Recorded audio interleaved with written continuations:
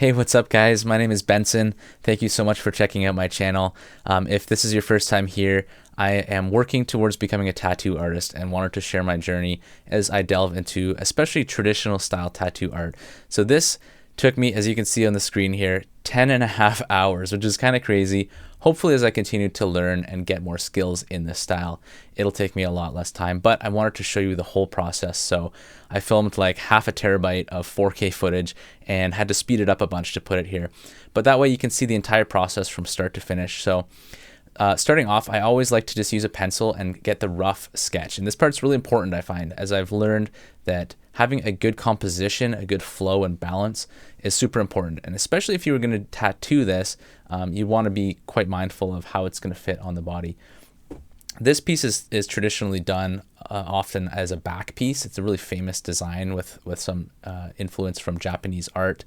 And it's something I would love to get tattooed someday, maybe as a back piece, but I've always wanted to draw it. So I looked at a lot of references on Pinterest because there's tons of different people who have done very similar designs as this because it is so well established. And I looked at what I liked from each one and tried to draw a little bit of inspiration from each one while still making it my own.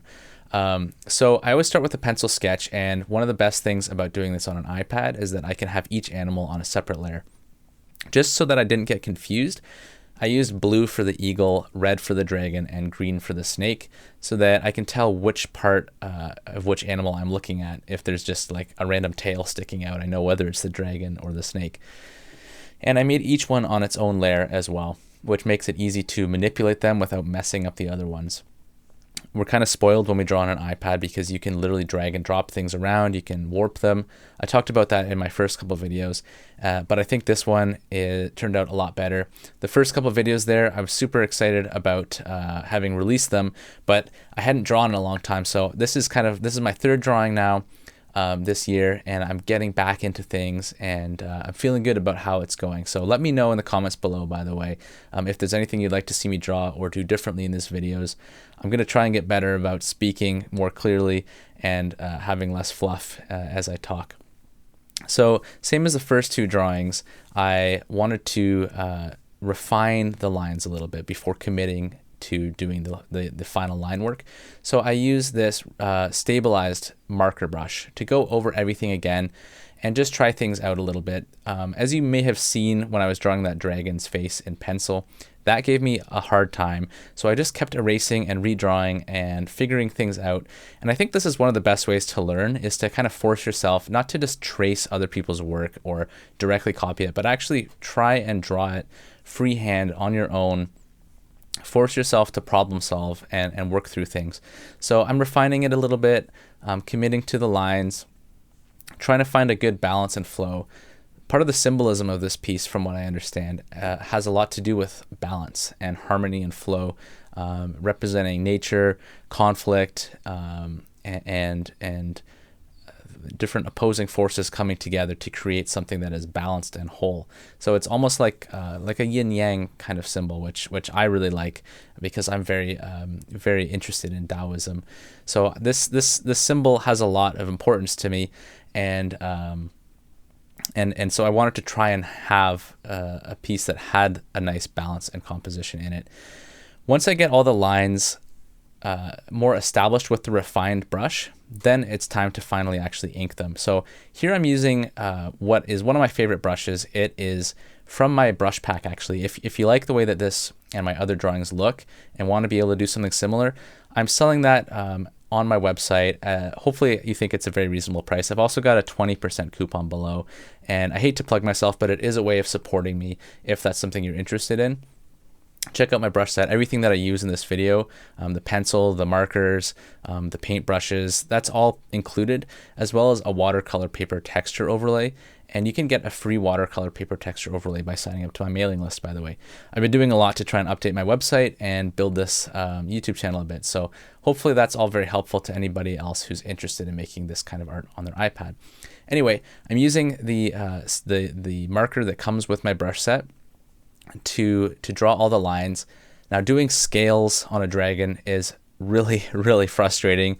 And it's something that I want to iron out a little bit more as I continue to learn in this style, because it's really actually harder than you might think to try and get them to be even and also follow the curves of the body.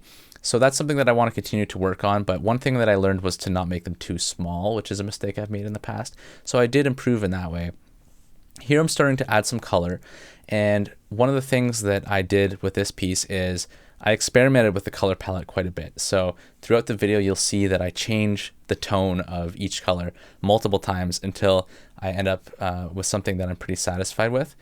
And the actual final colors that I use are very much inspired by some really old traditional tattoo flash by Sailor Jerry.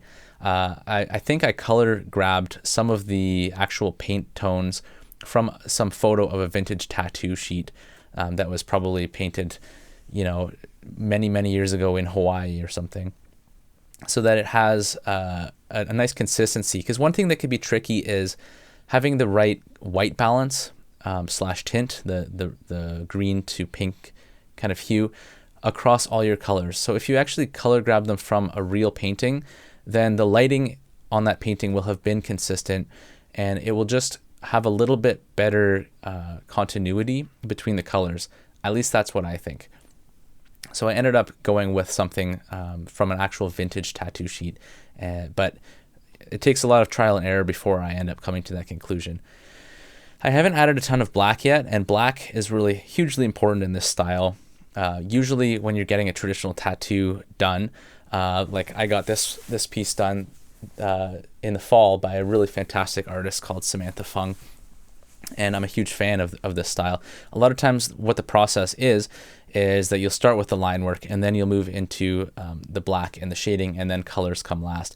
So I did it a little bit of a different order here by doing colors first, because I wanted to figure out which areas I wanted which color, because you don't really want like a green leg, for example, in the dragon to land on top of a green snake, which was a bit of a problem that I had. You have to figure out how each color is going to overlap with the other ones, so that there's a good amount of separation, and so that each color occurs in the right proportion. You don't really want every color to occur, typically, I think, equally. You want a few of them to be almost like accent colors that are there to really draw attention, especially I think red, if that's going to be one of your most saturated and vibrant colors. You want to use it cautiously, because you want it to be more of a secondary thing that's going to really draw focus. Whereas if everything is there equally, then nothing is really given any importance. So that's something that I had in mind, and that's why I started with the colors. But then I wanted to add the black, which really is what makes it look like a traditional or classic tattoo flash painting. As I mentioned in one of my first videos, there is this piece of advice that's gone around where a third of your piece in this style is generally black, a third is color, and a third is negative space or skin tone. And I don't worry about that too much, but it is something cool to keep in mind, especially when you're looking at other pieces of art and just thinking about how much black was used and where was it used. And shading is really one of the tough things with this style, I think. It's something that I have to continue to work on, figuring out the right amount, because you don't want to be like too worried about accurate shadows in a stylistic genre like this. You don't want to actually be worried about light source, but at the same time you kind of do, because it can look a little bit weird if you have shadows going in different directions. So you use shading for a number of things. You use it to add dimension by putting shadows behind things that are more in the foreground. You use it to separate elements, where you, like for example, that green hand on the green of the dragon on the green back of the snake. I needed some separation there, so I added quite a bit of shading. And so there's a few different reasons. And then light source as well. You kind of want to have give things the element or a sense of dimension or roundness or shape. So it's kind of tough to balance all of these uses of black and find a way that uses them in a way that doesn't look forced or unnatural. Doesn't look like you're trying to blend a weird version of realism with with traditional art, but also you don't want to use black in a way that makes no sense in terms of lighting. So that's just something to keep in mind, and something that I've been wrestling with, especially with this design, that I will continue to do in the future. Another thing that I wanted to mention is that I am going to be making some merch in the future. So I just wanted to throw that in here. I don't have it quite ready yet, but as much as I would love to get this as a back piece, that's not going to happen anytime soon. So I'm actually going to be releasing a t-shirt with this as a design on the back that will be available, international shipping. I'll make it as affordable as I can. It's going to be on my website, just as another way. If you like this drawing, if you like traditional tattoo designs and want to support art that's actually drawn by a person and not just AI, then I'm going to be launching this little kind of clothing merch brand on my website for you to check out in the future. So stay tuned for that, because there's a lot more coming. I'm going to be maybe releasing some courses in the future. If you're watching this video and it's been a while since it came out, definitely check out my website, because there's going to be a bunch more stuff than there is right now as I make this video. I'm also working on some resources for other tattoo apprentices, practice sheets, stuff like that could be really helpful, and I'm going to have some more free downloads. So I just wanted to plug that a little bit too as we continue to watch this video, and hopefully that's helpful for you. So as we continue on here, I'm just refining a little bit more. I'm using the watercolor brush that comes with my tattoo kit to kind of blend some of the blacks out and create a nice gradient. Same with the colors. I ended up going a little bit overboard with the number of colors on the dragon's face.